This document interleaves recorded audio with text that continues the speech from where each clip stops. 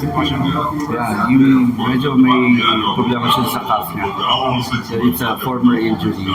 It's medyo parang very delicate yung magka-injury.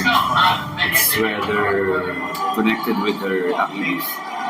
So pinagpahinga ko lang. So hard having to have to play without an injury. Then again, sayang yung Ba't kanina bigla siya nag-base na second half?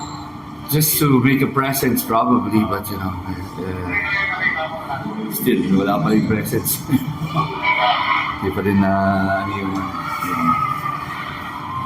motivating factor, wala pa rin. You gotta dig deep pa rin, you know, from the bags that we have. You gotta pick some things that we need to improve on. A lot. May timetable pa yung return. I hope this rest for him is good for Sunday. Because I told him it's a thing here that you don't play twice, we'd be fine or something. You know? And I think he said he got that message, and I hope that he plays on Sunday. Pero coach, for sure, medyo may kunting takot din on your part, knowing how tricky calf injuries could be. You gotta have that, but it's just frustrating and sad. But siguro sabihin natin na may chance ka manalo, tapos you get grab it pa. And it's all probably on our side, but the effort is kulang.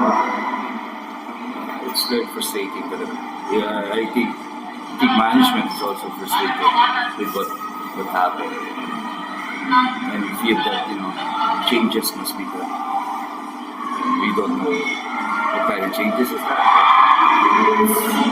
It's a change that we need to be more, parang sa akin lang is yung discipline naman sa management to what we're doing here.